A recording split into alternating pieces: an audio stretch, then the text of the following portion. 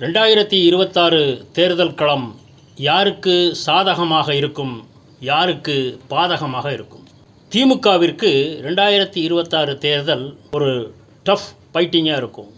ஏன்னு கேட்டிங்கன்னா, கடந்த 2 தேர்தல்களில் திமுக வெற்றி பெற்றிருக்கிறது. இது 3வது தேர்தல். இதில் எப்படியாவது நாம் கண்டிப்பாக ஜெயித்து விட வேண்டும் என்று திமுக கங்கணம் கட்டி வரிந்து கட்டி களத்திலே இறங்கி விட்டது. திமுகவுடைய கூட்டணி மிகவும் பலம் வாய்ந்த கூட்டணியாக இருக்கிறது.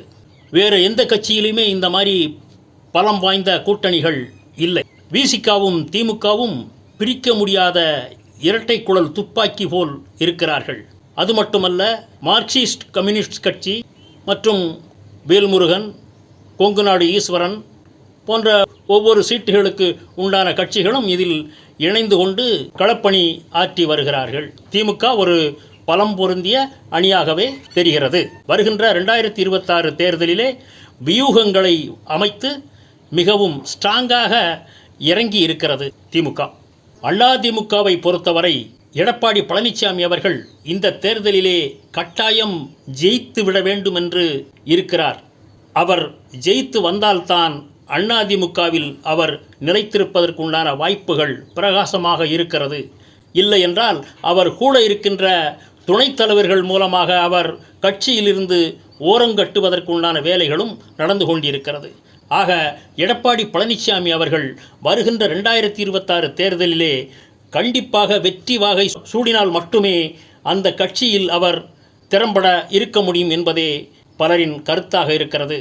அதற்கு இப்பொழுதிலிருந்தே பாரதிய ஜனதா கட்சியினுடைய ஆதரவும் எடப்பாடி பழனிசாமிக்கு வந்திருக்கிறது. எடப்பாடி பழனிசாமி தான் முதல்வர் வேட்பாளராக வைத்து பிஜேபி பங்காற்றி வருகிறது.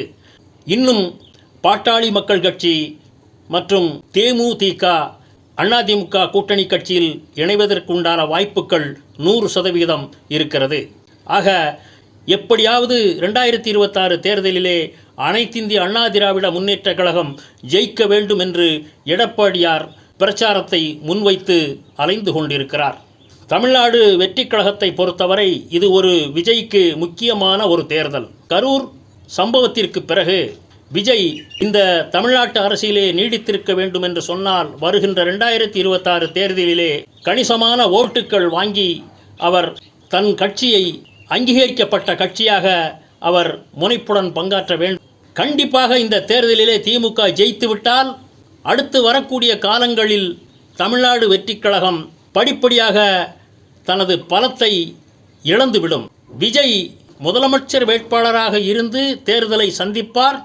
எந்த கட்சியோடும் கூட்டணி வைக்க மாட்டார். தேர்தலுக்கு பிறகே எத்தனை பெர்சன்டேஜ் வாங்கியிருக்கிறார் என்பதை பொறுத்தே அதிமுகவிற்கு திரு விஜய் அவர்கள் ஆதரவு அளிப்பார். எடப்பாடியை முதலமைச்சராக்கவும் துணிந்து செயல்படுவார். ஏனென்றால் திமுக ஜெயித்து ஆட்சிக்கு வந்தால் விஜய் காணாமல் போவார். அந்த எண்ணத்தை மனதில் வைத்துக்கொண்டு அவர் அதிமுகவிற்கு ஆதரவு அளித்து எடப்பாடியாரை முதலமைச்சர் ஆக்குவார். விஜய் அவர்கள் துணை முதலமைச்சராக இருப்பார் என்பதும் என்னுடைய கணிப்பே. பிஜேபியை பொறுத்தளவு திமுக 2026 தேர்தலிலே வரக்கூடாது, அவர்கள் ஜெயிக்கக்கூடாது என்றுதான் பிஜேபி நினைக்கிறது.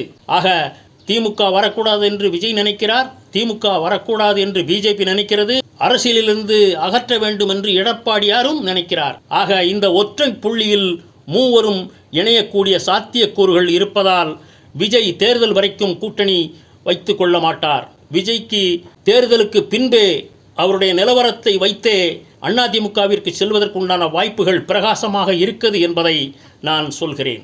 ஆக 2026 தேர்தல் திமுகவிற்கு சோதனையான தேர்தல் என்றுதான் நான் சொல்கிறேன். திமுக என்ன வியூகங்களை வகுத்தாலும் அதிமுகவிற்கு சாதகமான சூழ்நிலை இருக்கிறது. ஏனென்றால் பிஜேபி இருக்கிறது, தமிழ்நாடு வெற்றி கழகம் இருக்கிறது, தேமுதிக இருக்கிறது, பாட்டாளி மக்கள் கட்சி இருக்கிறது.